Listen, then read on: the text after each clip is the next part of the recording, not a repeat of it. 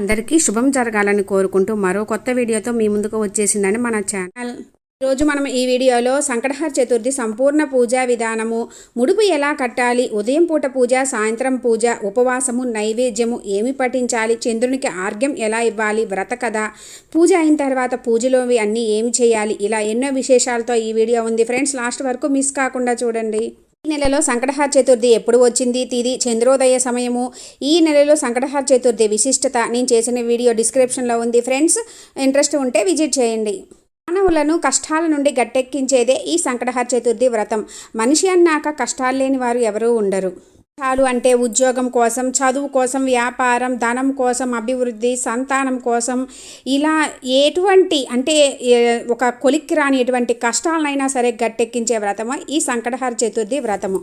గణపతికి అత్యంత ప్రీతిపాత్రమైన తిథుల్లో ప్రధానమైంది చవితి తిథి. అయితే ఈ చవితి లేదా చతుర్థి పూజను రెండు రకములుగా ఆచరిస్తారు. మొదటిది వరద చతుర్థి.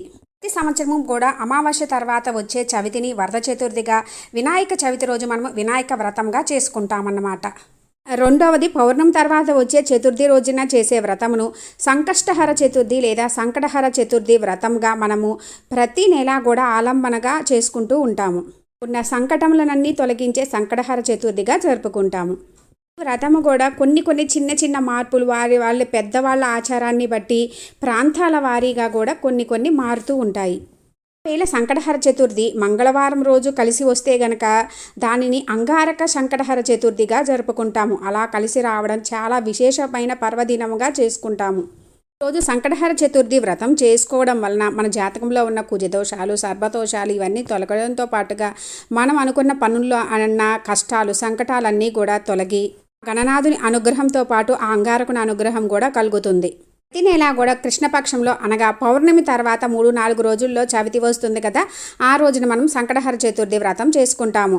అదే ప్రదోషకాల సమయమునకు అంటే సూర్యాస్తమయ సమయంలో మనకి చంద్రోదయ సమయంలో చవితి ఎప్పుడు ఉంటుందో ఆ రోజున సంకటహర చవితిగా మనము చేసుకుంటాము. అయితే 2 రోజులు ప్రదోష సమయంలో చవితి ఉండడం అనేది ఎక్కువగా ఉండదు. ఒకవేళ అలా ఎప్పుడైనా ఉంటే మనకి 2వ రోజున మనము సంకటహర చతుర్థి వ్రతం చేసుకుంటాము. ఇప్పుడు సంకటహర చతుర్థి వ్రతం ఎలా చేసుకోవాలో చూద్దాము ఫ్రెండ్స్. ఈరోజు ఉదయాన్నే లెగిసి ఇల్లు శుభ్రం చేసుకొని తలస్నానం చేసి ఇంటి ముంగట చక్కగా ముగ్గు పెట్టుకొని గడపకు చక్కగా పసుపు కుంకుమలు రాసుకొని అలంకరించుకోవాలి. ఎందుకంటే మనం చేసుకునేది వ్రతము.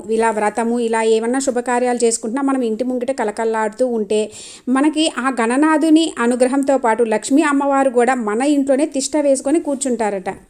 చక్కగా ఆడవాళ్ళు, పెళ్ళైన ఆడవాళ్ళు చేసుకుంటుంటే మాత్రం చక్కగా తాలికి పసుపు కుంకుమ పెట్టుకొని, కాళ్ళకి పసుపు రాసుకొని, చేతి నిండా చక్కగా గాజులు వేసుకొని, నుదుటిన కుంకుమ పెట్టుకొని, చక్కగా చీర కట్టుకొని నిండుగా చేసుకుంటే మంచిదండి.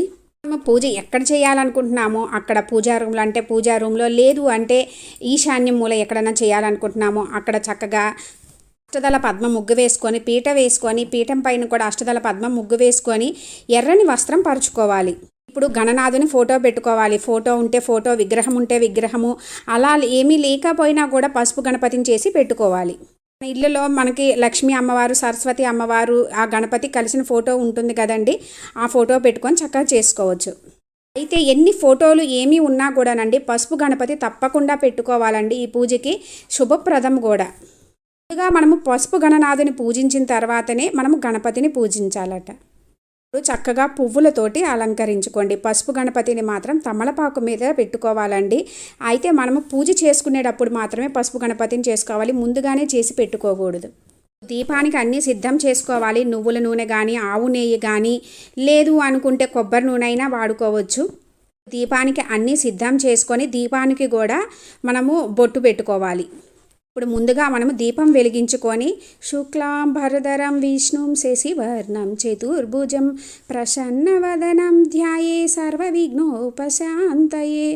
ముందుగా మనము దీపం వెలిగించుకున్న తర్వాత తాంబూలం పెట్టుకొని స్వామివారి దగ్గర నమస్కరించుకొని మనం ఎన్ని నెలలు చేయాలనుకుంటున్నామో 3, 5, 9, 11, 21 లేదా కొంతమంది ఎప్పటికీ సంకటహర చతుర్థి చేస్తాము అని అలా ఎలా అనుకుంటే అట్లా సంకల్పం చెప్పుకోవాలి.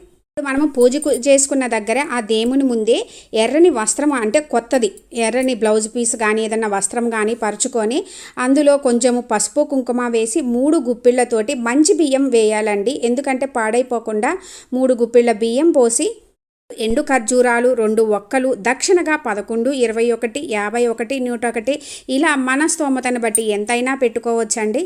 మన మనసులో ఎన్ని నెలలు అనుకుంటున్నామో సంకల్పం చెప్పుకొని మన కోరిక ఏమిటో చెప్పుకుంటూ ముడుపు కట్టాలండి. ఆ ముడుపు కట్టేటప్పుడు మనం ఆ టైంలో ఎవరితోటి మాట్లాడకూడదు, ఏం ఆలోచన లేకుండా ఆ గణనాథుని మనసులో తలుచుకుంటూ లేదా ఓం గం గణపతి ఏ నమః అని అనుకుంటూ ఓం సంకష్టహర గణపతి ఏ నమః అని కానీ అనుకుంటూ ముడుపు కట్టుకోవాలి. ఈ ముడుపుకి కట్టుకున్న తర్వాత గంధము, కుంకుమ, పువ్వులు పెట్టి దేవుని ముందు పెట్టుకోవాలి. అయితే ఈ ముడుపుని మనం ఎన్ని నెలలు చేయాలి అనుకుంటున్నామో అన్ని నెలలు అయిన తర్వాత ఆఖరి నెలలో సాయంత్రం ముడుపు విప్పి ప్రసాదం చేయాలి. లేదా పొద్దున ముడుపు కట్టి సాయంత్రం నైవేద్యం చేసి పెట్టి ఎన్ని నెలలు అయితే అన్ని నెలలు అలాగే పొద్దున కట్టి సాయంత్రం నైవేద్యం పెట్టుకోవాలి. నేనైతే ఎప్పుడూ కూడానండి ఎన్ని నెలలు అనుకుంటానో అన్ని నెలలు అయిన తర్వాతనే ముడుపు విప్పి చేస్తాను ఫ్రెండ్స్. ఈ ముడుపు అనేది పొద్దున కట్టి సాయంత్రము చేస్తే మాత్రం ముడుపులోనే మనము ఆకులు పెట్టుకోవాలి. మళ్ళీ మనము ఆకులు పెట్టుకున్న తర్వాత ముడుపు పైన కూడా గరిక పెట్టుకోవాలి. ముడుపుకు కూడా పూజ చేసుకోవాలి. 3 నెలలు అయితే మాత్రము ప్లేట్లో ఆకులు ఒక్క పెట్టి ముడుపు పైన పెట్టుకోవాలండి. ఎందుకంటే ఆకులు ఉంటే ఆ తడికి కానీ కొంచెం బియ్యం పాడైపోకుండా ఉండడం కోసం ఈ విధంగా పెట్టుకోవాలి. ఇప్పుడు కలశం పెట్టుకునే అలవాటు ఉన్న వాళ్ళైతే కలశం పెట్టుకోవచ్చు. నైవేద్యంగా ఆ గణపతికి ఇష్టమైన నైవేద్యాలు కుడుములు, ఉండ్రాళ్ళు, మోదకాలు ఇంకా మీ శక్తి కొలది ఎన్నైనా చేసి పెట్టవచ్చండి. ఇంకా ఎన్ని చెయ్యలేము అనుకున్నా అటుకులు, బెల్లము అయినా మనస్ఫూర్తిగా పెట్టి చేసుకోవచ్చు. సంకటహర చతుర్థి శనివారం రోజు వస్తే కనుక నువ్వుల నూనెతో దీపారాజన చేసి నువ్వుల ఉండలు నైవేద్యంగా పెడితే మనకున్న దోషాలు తొలగిపోతాయి. జామపండు పెడితే మనకి అంత శుభం కలుగుతుంది. ఎందుకంటే స్వామివారికి జామపండు చాలా ఇష్టము. ఇంకా ఏమి పెడితే ఏమి ఫలితం కలుగుతున్నది అనేది నేను చేసిన వీడియో ఉంది ఫ్రెండ్స్. ఇంట్రెస్ట్ ఉంటే డిస్క్రిప్షన్లో లింక్ ఇస్తాను, విజిట్ చేయండి. ఇప్పుడు చక్కగా షోడశోపచార పూజ చేసుకోవాలి. రోజు ఎర్రటి అక్షింతలతోటి చేయాలండి. స్వామివారికి ఎరుపు రంగు అంటే ఇష్టము. ఎర్రని పువ్వులు ఇంకా మందార పువ్వులు గనక దొరికితే మందార పువ్వులు పెడితే అసలు పుణ్యం చాలా కలుగుతుందని చెప్తారు. షోడశోపచార పూజ చేసుకొని ఆర్ఘ్యం, పాద్యాదులు, ఎర్రటి అక్షింతలు, గంధముతో చక్కగా పూజ చేసుకోవాలి. ఇంత పూజ చేయలేము అనుకున్న వాళ్ళు గంధము, అక్షింతలు, పువ్వులు సమర్పించి పూజ చేసుకోవచ్చు. తర్వాత చక్కగా అష్టోత్తర శతనామ పూజ చదువుతూ గరికెను మరియు అక్షింతలు, పువ్వులతోటి చేసుకోవాలి. ఆ గణనాథునికి గరిక అంటే చాలా ప్రీతి. గరిక అనేది పూజలో లేకపోతే సంపూర్ణం కాదు అని కూడా చెప్తారు. స్వామివారి 16 నామాలు 21 నామాలతోటి గనక గరిక పెట్టి పూజిస్తే మనం అనుకున్నవన్నీ కూడా శీఘ్రమే నెరవేరుతాయి. ఆ నామాలు కానీ గణేశ స్తోత్రము ఇవన్నీ అర్థము నేను చేసిన వీడియోస్ ఉన్నాయి ఫ్రెండ్స్. స్తోత్రము ఇవన్నీ అయిన తర్వాత ఈరోజు తప్పకుండా ఉన్నది చదువుకోవాల్సింది సంకటనాశన గణేశ స్తోత్రము. ఎన్నిసార్లు వీలైతే అన్నిసార్లు చదువుకోవచ్చు. 1, 3, 5, 9, 11 ఇలా ఎన్నిసార్లు అయినా చదువుకోవచ్చు. సంకటనాశన గణేశ స్తోత్రం మనకు లలితా సహస్రనామ బుక్కులో, సంకటహర చతుర్థి వ్రతం బుక్కులో, లేదు మనకి ఏ బుక్స్లో అయినా ఉంటుంది. లేదు అంటే యూట్యూబ్లో వింటా కానీ గూగుల్లో అయితే మనకి కూడా ఉంటుంది. చక్కగా చూస్తూ కూడా చేసుకోవచ్చు. సంకటనాశన గణేశ స్తోత్రం చదువుతూ గరిక సమర్పిస్తే మంచిది. అంతా చదవలేము అనుకున్న వాళ్ళు ఓం ఘం గణపతియే నమః అని 108 సార్లు చదువుతూ అక్షింతలు, పువ్వులు, గరిక సమర్పించవచ్చు. ఈరోజు తప్పకుండా మనము ఓం సంకటహర గణపతియే నమః అని తప్పకుండా ఆ స్వామివారిని పూజించాలండి. ఇప్పుడు ధూపదీప నైవేద్యాలు సమర్పించుకోవాలి. స్వామివారికి ధూపము అన్నీ చక్కగా వేసుకొని పూజ చేసుకోవాలి. ఇప్పుడు చక్కగా కొబ్బరికాయ కొట్టుకొని స్వామివారికి హారతి ఇస్తూ హారతి పాట పాడుకోవాలి. స్వామివారి ఒకవేళ హారతి పాట రాకపోయినా స్వామివారికి సంబంధించిన ఏవైనా చదువుకుంటూ పాడుకోవచ్చు. మంగళమణి మంగళమణి మంగళమనరే మంగళమణి పాడరే మన గణనాథునకు మంగళమణి మంగళమణి మంగళమనరే మంగళమణి పాడరే మన గణనాథునకు శుభమంగళమణి పాడరే మన గణనాథునకు ముత్యాల హారతులు ముదితలివ్వరే మూషికా వాహనునికి ముచ్చటతోను. చెప్పడం మర్చిపోయాను ఫ్రెండ్స్. తప్పకుండా ఈరోజు 5 ఒత్తులతోటి దీపారాజన శ్రేష్టం. హారతి ఇచ్చుకొని ఇంట్లో అందరూ కూడా హారతి తీసుకోవాలి. హారతి అయిన తర్వాత ఇంట్లో అందరూ హారతి తీసుకొని మనం కూడా హారతి తీసుకోవాలి. ఇప్పుడు మనము ఆఖరికి పూజ అయిన తర్వాత క్షమామంత్రంగా అంటే స్వామి నేను తెలిసి కానీ తెలియక కానీ పూజలో ఏమైనా పొరపాట్లు చేస్తే క్షమించమని నమస్కరించుకోవాలి. వీటితో మనకి ఉదయం పూజ సంపూర్ణమవుతుంది. పూజ అయినాక దగ్గరలో ఉన్న ఆలయానికి కుదిరితే వెళ్ళి 3, 5, 21 ప్రదక్షిణ చేసి అక్కడ మనం అర్చన గరికతోటి చేపించుకున్నా కూడా మంచిదండి. స్వామివారికి ప్రదక్షిణలు అంటే ఇష్టము, అందుకని గుడికి వెళ్ళలేకపోయినా కూడా మనం ఇంట్లో తప్పకుండా ఆత్మ ప్రదక్షిణ నమస్కారం చేసుకోవాలి. ఆలయాలలో కూడా సంకటహర చతుర్థి వ్రతాలు చేస్తారు, అక్కడైనా చేయించుకోవచ్చు ఇంట్లో చేయలేము అనుకున్న వాళ్ళు. సాయంత్రం వరకు కూడా ఉపవాసం ఉండాలండి. ఉండలేము అనుకున్న వాళ్ళు వండినవి కాకుండా పండ్లు తీసుకోవచ్చు, ఉడికించినవి మాత్రం తీసుకోకూడదు. రోజు అంతా కూడా ఎవరిని తిట్టకూడదు, చెడు పనులు చేయకూడదు. ఉపవాసం ఉండేసి ఏదో ఎలాంటి పనులు పడితే అలా చేయకోకుండా చక్కగా ఆ గణనాథుని స్మరణలో ఉండాలన్నమాట. మరలా సాయంత్రము సూర్యాస్తమయం అయిన తర్వాత చక్కగా తలస్నానం చేసి, ఒకవేళ ముడుపు అనేది ఆ రోజే విప్పి చేయాలనుకున్న వాళ్ళు ప్రసాదం చేసి పెట్టాలి. లేదు లాస్ట్లో అనుకున్న వాళ్ళు ఆ ముడుపుని అట్లాగే ఉంచి ఏదైనా నైవేద్యం చేసి స్వామివారికి పెట్టుకోవాలి. నైవేద్యంగా మనం ముడుపు కట్టిన దాంతో మనము చేయాల్సింది ఏంటంటే చక్కెర పొంగలి లేదా కుడుములు, 21 కుడుములు అట్లా 2 రకాలుగా కూడా చేసి పెట్టవచ్చు. నైవేద్యము సమర్పించి యథావిధిగా పూజ చేసి మనము దీపాలు వెలిగించుకొని మళ్ళా యథావిధిగా పూజ చేసుకోవాలి. యథావిధిగా పూజ చేసుకొని ఈరోజు తప్పకుండా వ్రత కథ చదువుకోవాలి. ఆ వ్రత కథ ఇప్పుడు చెప్తాను ఫ్రెండ్స్. ఆ వ్రత కథ అయిన తర్వాత కుదిరితే మళ్ళీ కొబ్బరికాయ కొట్టుకోవచ్చు. పూర్వం ఒకానొక నాడు ఇంద్రుడు తన విమానంలో భృగుండి అంటే వినాయకుని యొక్క గొప్ప భక్తుడు అనమాట అనే ఋషి దగ్గర నుంచి ఇంద్రలోకానికి తిరిగి వెళుతూ ఉండగా గర్సేన్ అనే ఒక రాజు యొక్క రాజ్యం దాటే సమయంలో అనేక పాపాలు చేసిన ఒకానొక వ్యక్తి ఆకాశంలో పయనించే ఆ విమానం వైపు దృష్టి అంటే ఆ విమానాన్ని చూస్తాడనమాట అతని దృష్టితోటి. అంటే నరదృష్టి ఎంత ఇదో చూశారు కదా, అతని దృష్టి సోకగానే ఆ విమానం చట్టుక్కున్న భూమిపై అర్ధాంతరంగా ఆగిపోతుందన్నమాట. ఆ ఇంద్ర విమానం అద్భుతమైన వెలుగుకి ఆశ్చర్యచకితుడైన ఆ దేశపు రాజు గబగబా బయటికి వచ్చి ఆ అద్భుతాన్ని చూసి ఆశ్చర్యం చెందుతూ చూడసాగాడు. అక్కడ ఇంద్రుని చూసి ఎంతో సంతోషానికి లోనై మహారాజు ఆనందంతో నమస్కరిస్తాడు. వెళ్ళి ఇంద్రునితో అక్కడ విమానం ఎందుకు ఆగిందో కారణం అడుగుతాడు. ఇప్పుడు ఇంద్రుడు, ఓ రాజా, మీ రాజ్యంలో పాపాలు అధికంగా చేసిన వ్యక్తి ఎవరిదో దృష్టి సోకే విమానం మార్గమధ్యంలో అర్ధాంతరంగా ఆగిందని చెప్తాడు. అప్పుడు ఆ రాజు, అయ్యా మరి మళ్ళీ ఆగిపోయిన విమానం ఎలా బయలుదేరుతుంది అని అడగగా వినయంగా అప్పుడు ఇంద్రుడు, ఇవాళ పంచమి, నిన్న చతుర్థి, నిన్నటి రోజున ఎవరైతే ఉపవాసం చేస్తారో వారి పుణ్యఫలాన్ని నాకిస్తే నా విమానం తిరిగి బయలుదేరుతుందని చెప్తాడు సైనికులతోటి. అప్పుడు రాజు వెళ్ళి అలాంటి వ్యక్తి ఎవరన్నా దొరుకుతారేమో తీసుకురమ్మని పంపుతాడు. అప్పుడు సైనికులంతా కలిసి రాజ్యం మొత్తం తిరుగుతారు. అయితే ఎవ్వరు వాళ్ళకి దొరకరనమాట.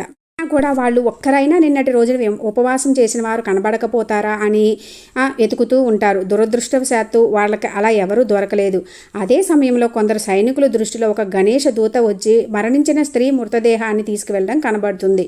సైనికులు వెంటనే ఎంతో పాపాత్మురాలైన ఆ స్త్రీని ఎందుకు గణేష లోకానికి తీసుకువెళ్తున్నారని ప్రశ్నిస్తారు. దానికి గణేష దూత, నిన్నంతా ఈ స్త్రీ ఉపవాసం ఉండి తెలియకుండానే ఏమీ తినలేదు. చంద్రోదయ సమయాన తర్వాత లేచి కొంత తిన్నది. రాత్రంతా నిద్రించి చంద్రోదయ సమయాన్ని నిద్రలేచి కొంత తినటం వల్ల ఆమెకి తెలియకుండానే సంకష్టహర చతుర్థి వ్రతం చేసింది. ఆమె ఈరోజు మరణించిందని చెప్తారు. అంతేకాక ఎవరైనా తమ జీవిత కాలంలో ఒక్కసారైనా ఈ వ్రతం చేస్తే వారు గణేష లోకానికి కానీ స్వనంద లోకానికి కానీ చేరుకోవడము మరణానంతరం తథ్యమని చెప్తారు. గణేషుని దూతను అప్పుడు సైనికులు ఎంతో బతిమాలతారు ఆ స్త్రీ మృతదేహాన్ని ఇవ్వమని, ఆ స్త్రీ మృతదేహాన్ని తమకిమ్మని. అలా చేస్తే విమానం తిరిగి బయలుదేరుతుందని ఎంతో చెప్తారు. ఆమె పుణ్యఫలాన్ని వారికి ఇవ్వడానికి గణేష దూతలు అంగీకరించలేదు. ఆమె దేహంపై నుండి వీచిన గాలి ఆ విమానం ఆగిపోయిన చోట చేరి విస్ఫోటనం కలిగిస్తుంది. మృతదేహం పుణ్యఫలం పొందింది కావడం వలన ఆ దేహాన్ని తాకిన గాలి సైతం పుణ్యం పొందింది. దానివలన ఇంద్రుని విమానం బయలుదేరుతుంది. ఈ కథ మనకి సంకటహర చతుర్థి ప్రాముఖ్యత, ఆధ్యాత్మిక విలువలతో పాటు సంకటహర చవితి, ఉపవాసం మొదలైన విషయాలను తెలుపుతున్నది. ఈ కథలో అర్థం, నరదృష్టి తగిలితే ఎంతటి గొప్పదైనా సరే కింద పడిపోతుంది. అలాగే ఎంతటి పాపాలు చేసిన వారికైనా ఈ వ్రతం చేస్తే వారి చేతి గాలి సోకినా సరే అవి మళ్ళీ బాగుపడతాయి అని తెలుస్తుంది. గొప్ప మహత్యం ఉంది ఈ వ్రతంలో. మనం ఆడంబరాలు కాదండి, మనము కొన్ని పద్ధతులు పాటించి భక్తి శ్రద్ధలతోటి చేస్తే చాలు. వ్రత కథ చదువుకున్న తర్వాత అక్షింతలు స్వామివారి దగ్గర వేయాలి. మనము తర్వాత కొబ్బరికాయ కొట్టుకొని హారతి ఇచ్చుకున్న తర్వాత అందరూ హారతి తీసుకొని స్వామివారి దగ్గర అక్షింతలు తీసుకొని మనం వేసుకొని ఇంట్లో అందరూ కూడా వేసుకోవాలి. ఈరోజు మనం ఈ సంకటహర చతుర్థి వ్రతం అయిన తర్వాత తప్పకుండా మనం చేయవలసింది చంద్రునికి ఆర్ఘ్యం ఇవ్వాలి. చంద్ర దర్శనం అయ్యి చంద్రునికి ఆర్ఘ్యం ఇచ్చిన తర్వాతనే ఉపవాసం విడిచి భుజించాలి. ఇలా చేస్తేనే మనకి సంకటహర చతుర్థి చేసిన పూజా ఫలితం పూర్తిగా దక్కుతుంది.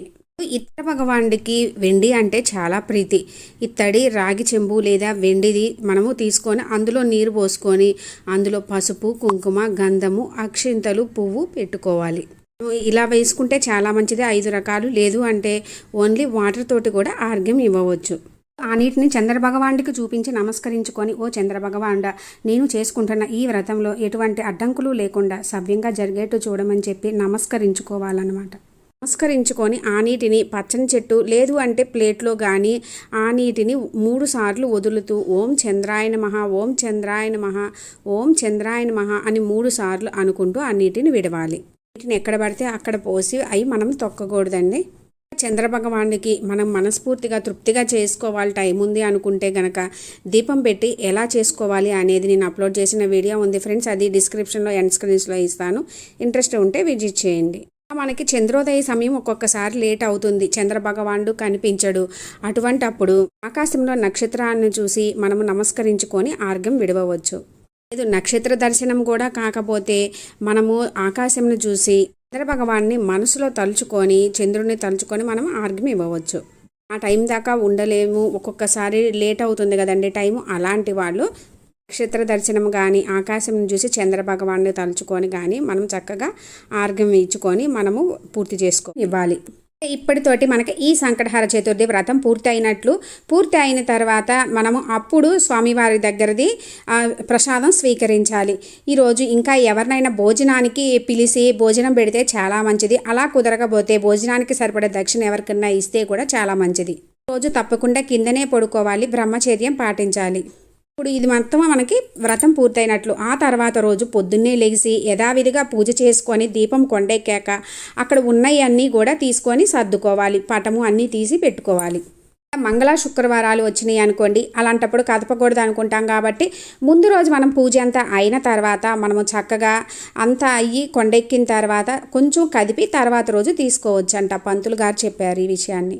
కొండెక్కిన తర్వాత అన్నీ తీసుకొని మనము పసుపు గణపతిని అయితే గనక మనం పసుపు గణపతి నీటిలో నిమజ్జనం లాగా చేసి పచ్చని చెట్టులో కానీ లేదు అంటే కాలువలో కానీ నిమజ్జనం చేయాలి. పువ్వులు ఇవన్నీ కూడా ఎవరు తొక్కని ప్లేస్లో కానీ లేదంటే కాలువలో కానీ కలపాలి. ముడుపులో ఉన్న ఖర్జూరం అయితే మనము తినవచ్చండి. లేదు అనుకుంటే కనుక మనము డబ్బులు దాచిపెట్టుకునే దగ్గర పెట్టుకుంటే చాలా మంచిది. పూలము దక్షిణ తీసుకెళ్ళి మనము గుళ్ళో ఉన్న పంతులు గారికి ఇవ్వవచ్చు. లేదు అంటే కనుక మనము హుండీలో వేస్తే కూడా ఇంకా మంచిది.